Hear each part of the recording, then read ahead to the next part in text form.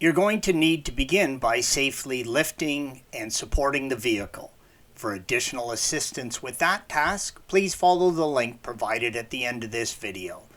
Also, I have removed the valve cover for photographic purposes only. You do not need to remove the valve cover to perform this work. Begin by removing the engine cover. If you need additional assistance, again, please follow the link and remember to cover the down inlet for the turbo. Next, remove the charged air pipe. It is secured by an 8mm bolt, blue arrow, and a T30 torque, green arrow, and enters the interior by a quick release fitting, yellow arrow. Remove the engine under tray. There are 4 T25 torque screws, red arrows, on each side holding the tray on. Remove them and slide the tray back out of the friction clips, yellow arrow on the front of the air dam. Remove the rubber charged air hose that connects the downpipe to the intercooler. Each connection has a quick release clip, red arrow, that pulls out and then pull the hose straight back and off. You will need to drain the coolant from the vehicle, red arrow. So again, please follow the link provided at the end of this video for additional assistance with that task. Remove the 2 T30 torque screws, yellow arrow, holding the downpipe to the lower part of the engine. The red arrow shows the quick release clip that you will need to use to remove the charged air hose. Pull the quick release clip on the turbo to downpipe connection, red arrow. Wiggle and pull the downpipe until it separates from the turbo, red arrow. Disconnect the wiring harness from the cut-off valve and bypass regulator, red arrows, and disconnect the plastic tab holding the harness to the turbo, yellow arrow. Disconnect the wiring from the coils, red arrow. Again, please follow the link if you needed additional assistance. Pull the wiring harness that you just disconnected from the turbo up and set the coil and turbo wiring harness aside. Disconnect the Precat O2 sensor just above the brake fluid reservoir, red arrow. Disconnect the 2 vent hoses from the valve cover on the right side of the motor just above the turbo, red and yellow arrows. Unscrew the engine cover mounts, green arrow, 1 shown, and remove the heat shield. Label and disconnect the hose from the coolant reservoir to the metal tube, red arrow. Label and disconnect the coolant hose at the junction in the metal line, red arrow. Label and separate the coolant hose from the end of the metal line, red arrow. Use a 6mm triple square and remove the screw holding the metal coolant line to the head, red arrow. The yellow arrows show the labeled ends of the coolant line. Disconnect the coolant hose from the top of the turbo where it joins the hard line by the tensioner, red arrow. Use an 8mm triple square and remove the 2 screws holding the heat shield, red arrows, screws hidden behind the heat shield. Remove the 2 18mm bolts holding the heat shield in place, red arrow. The bolts are on the back side of the head and hidden in this picture. Remove the heat shield and attach coolant lines from the engine, red arrow. You can see in this picture that all the connections have been labeled. Use a wrench or socket and remove the 2 14mm bolts holding the axle shield in place, red arrows. Then remove the shield. There are 4 16mm nuts holding the exhaust bracket on the turbo to the cat.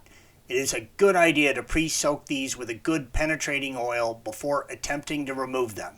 After letting the penetrating oil work, remove the upper 2 16mm nuts.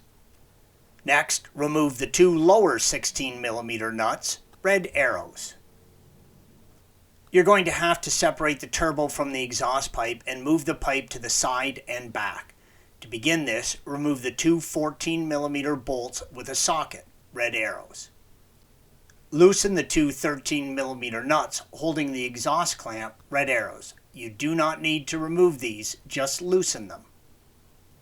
Separate the cat and pipe, red arrow, from the turbo, yellow arrow. Slide the exhaust to the left side and back. Use a 12mm triple square and remove the oil line from the top of the turbo, red arrow. Oil will spill out, so be ready for it. Working on the lower right side of the turbo, remove the 5mm Allen bolt holding the coolant line bracket to the turbo, red arrow. Note the cutoff valve has been removed in this picture, but you should not have to remove it to remove the bolt for the bracket. Use a 12mm triple square and remove the coolant line from the rear of the turbo, red arrow. Note, coolant will spill out, so be prepared for it. Remove the two 5mm Allen bolts from the oil return line on the bottom of the turbo, red arrow. Note again, oil will spill out of the line and the turbo, so be prepared. Remove the 13mm bolt holding the turbo to the mounting bracket, red arrow. Use a 13mm wrench and remove the bolt from the turbo bracket, red arrow. Do not try and remove the 14mm nut as it is welded to the bracket. Here is the turbo bracket, red arrow. You can see how the bracket has the nuts welded on. This makes for ease of installation when working in tight situations. Remove the two 16mm bolts on the bracket, yellow arrow, and the 21mm bolt in the bushing, green arrow, and remove the dog bone, red arrow, from the vehicle. Use a ratchet strap and attach one end to the sway bar, yellow arrow, and the other to the front of the motor, red arrow, and ratchet the motor back approximately 20mm. The nuts holding the exhaust turbo to the head can get corroded. It is a good idea to spray them with some penetrating oil before you attempt to remove them. Remove the 5 12mm nuts holding the exhaust and turbo to the head, red arrows. The bolt on the far right of the motor is actually a stud that holds the bracket for the turbo lines but needs to be removed.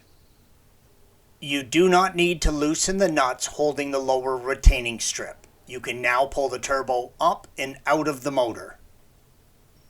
This image illustrates the turbo out of the car, red arrow.